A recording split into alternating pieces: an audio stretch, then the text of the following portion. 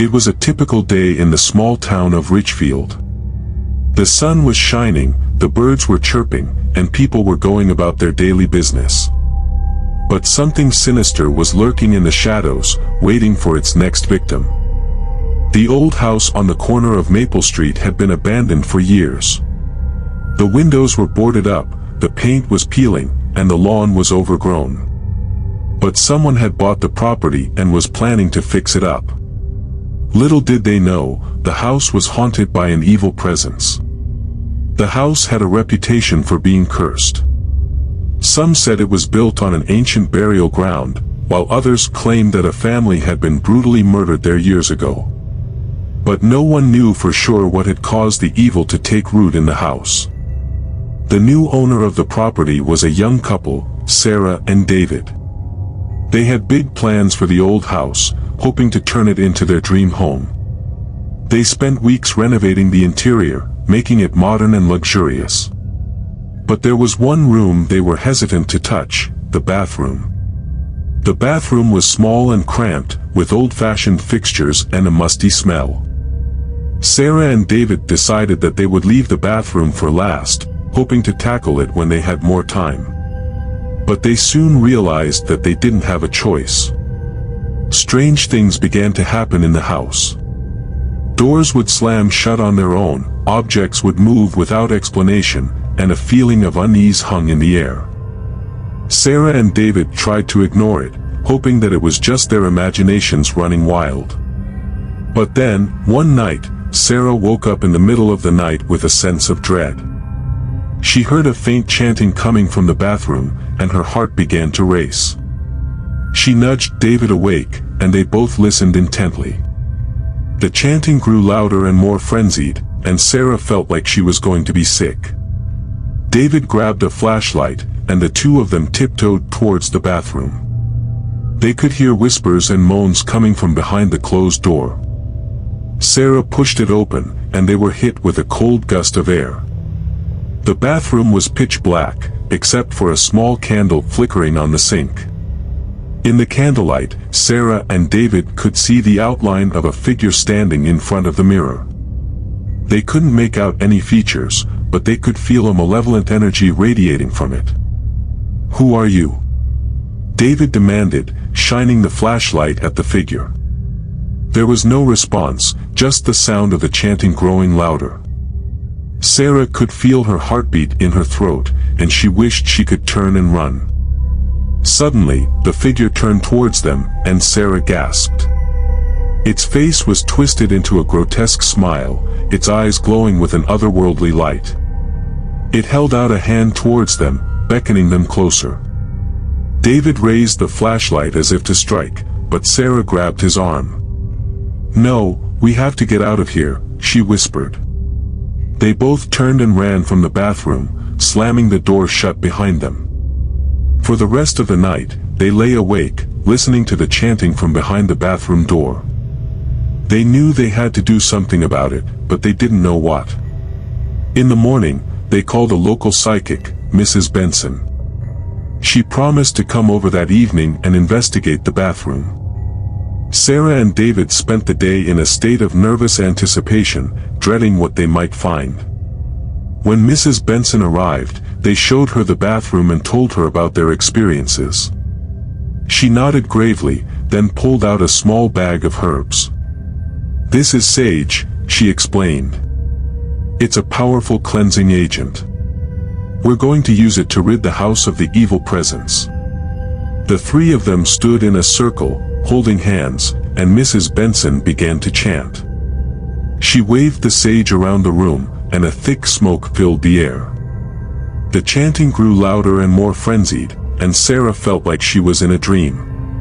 Suddenly, there was a loud banging on the bathroom door, and Sarah screamed. Mrs. Benson continued to chant, her voice rising above the noise. The banging grew more and more frantic, and Sarah felt like the house was going to collapse. And then, just as suddenly as it had begun, the noise stopped. The smoke cleared, and the bathroom was silent. Mrs. Benson nodded triumphantly. "We did it," she announced. Sarah and David felt a sense of relief wash over them. They thanked Mrs. Benson and watched as she left, wondering if they were truly safe. But they didn't have long to wait for an answer. That night, Sarah woke up to the sound of giggling. She opened her eyes to see a small child standing at the end of her bed, giggling maniacally. Sarah screamed, waking up David, who saw the child too. The child disappeared before their eyes, leaving Sarah and David shaken and terrified. They knew that they had not fully banished the evil presence from their home. They had to do something more. They decided to conduct their research to find out more about the history of the house. After a lot of digging, they found out that the house was indeed built on an ancient burial ground. They also discovered that a family was murdered in the house several years ago.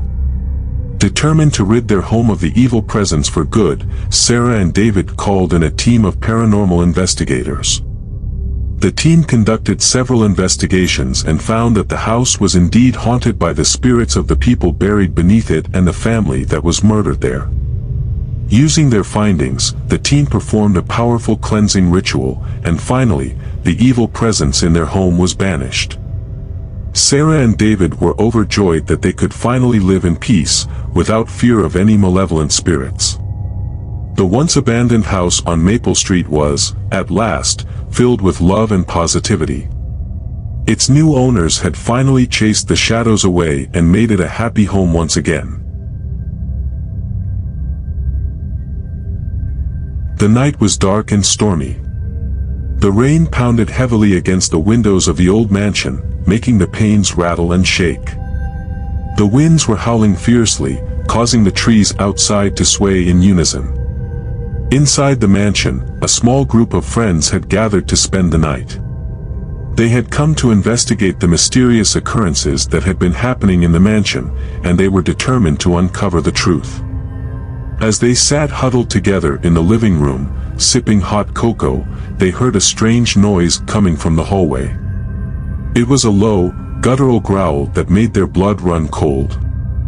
They looked at each other in fear, wondering what could be making such a sound. Suddenly, the growling stopped, and they heard a faint whisper. "Help me." The friends looked at each other in disbelief. They had heard the ghostly whisper coming from the bathroom, which was located at the end of the hallway. They knew that they had to investigate. Slowly and cautiously, they made their way towards the bathroom, their hearts pounding in their chests. As they reached the door, they hesitated. They could hear strange noises coming from inside, like something was moving around in the room. Taking a deep breath, they pushed open the door and entered the bathroom. What they saw made their blood run cold. The room was dark and musty, with peeling wallpaper and mold growing on the tiles. But what really caught their attention was the bathtub in the corner. Inside it, there was a young girl, with long dark hair and pale skin. She was shivering and appeared to be soaking wet, even though the bathtub was empty. The friends approached her, asking if she needed help. But before they could get closer, the girl suddenly vanished into thin air, leaving behind only a whispering voice that echoed in their ears. "Help me." The friends were stunned.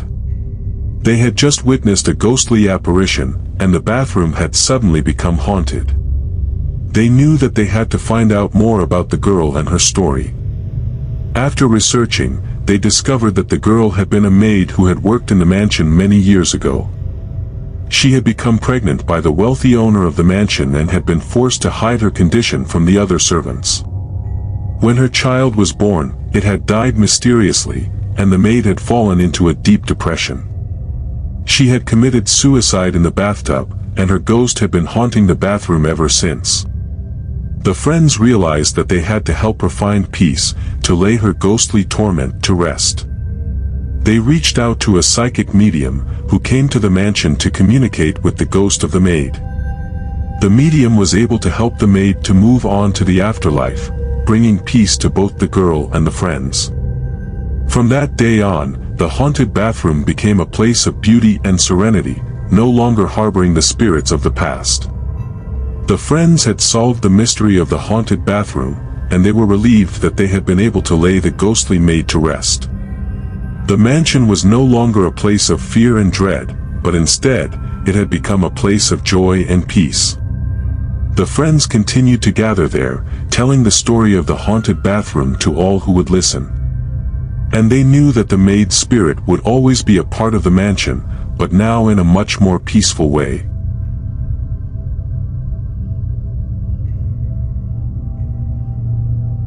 The moon was high in the sky as Rachel stepped into her newly renovated bathroom. She had always loved this bathroom, it was her sacred space.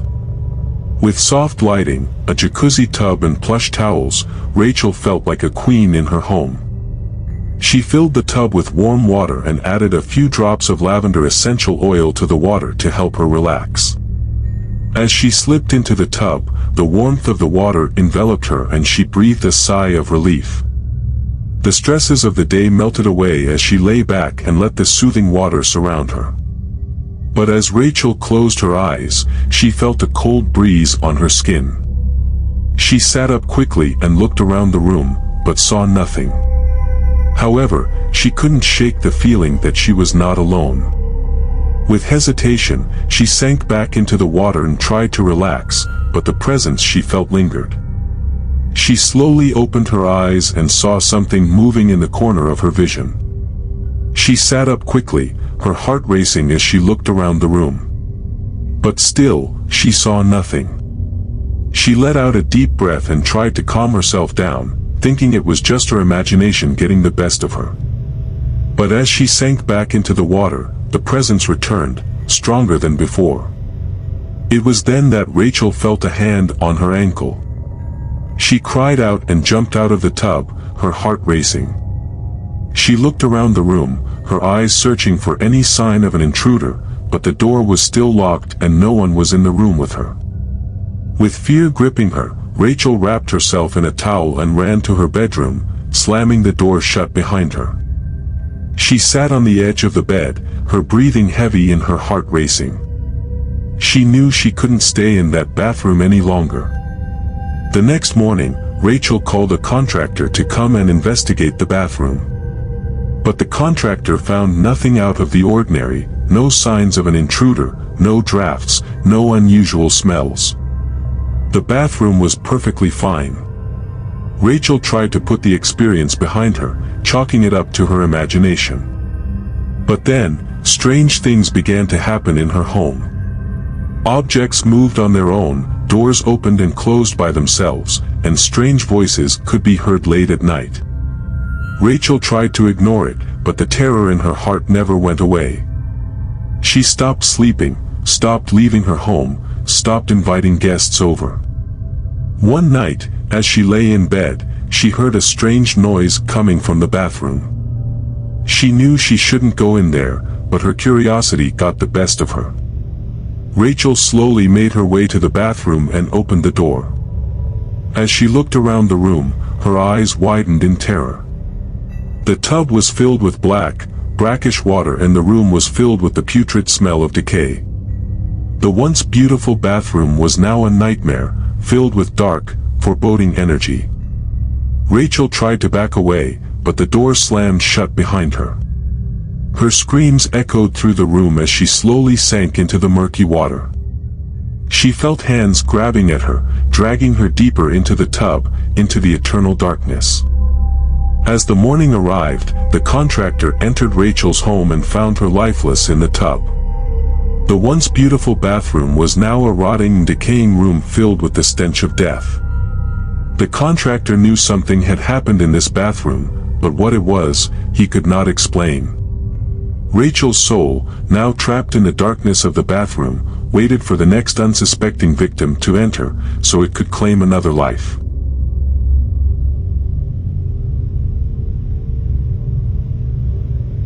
It was a dark and stormy night. Sarah was alone in her apartment watching horror movies on TV. She was always a fan of the genre and watched multiple horror films in one go.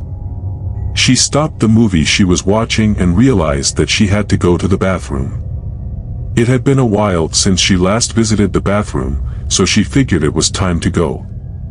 Most of the lights in the house were off except for the bathroom light, which was dim as the bulb was growing old.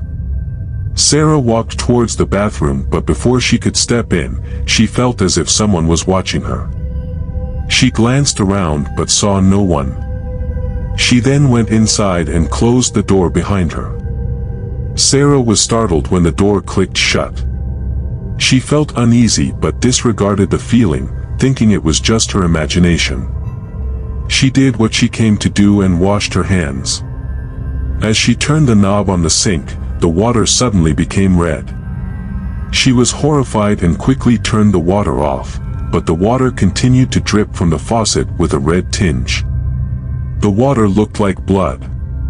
Sarah got frightened by the sight and ran towards the door only to realize that she wasn't able to open it. Her heart was pounding in her chest, and she started to panic.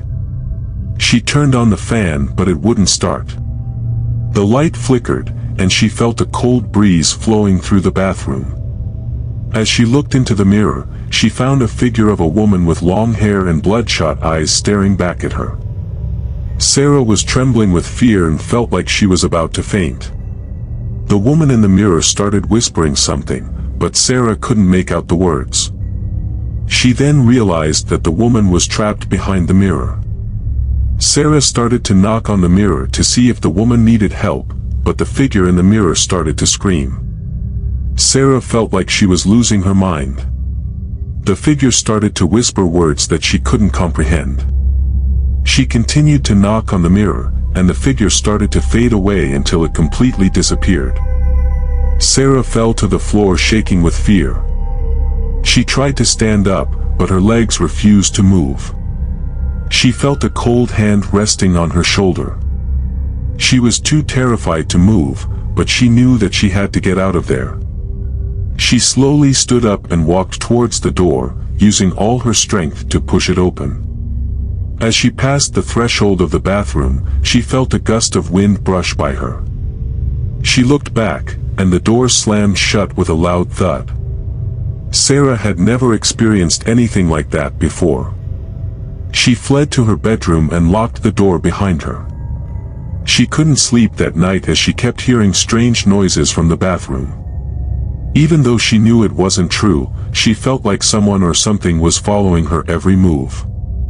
The next day, Sarah had to go to the bathroom again. She was hesitant at first, but she couldn't hold it in any longer.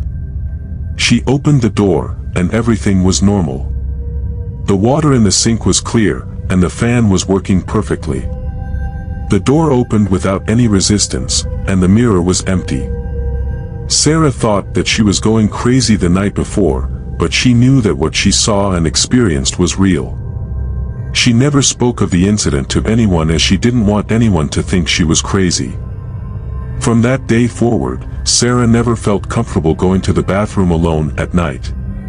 She was always cautious and made sure all the lights were on before entering. She never forgot that night and always wondered what would have happened if she hadn't gotten out of that bathroom in the nick of time.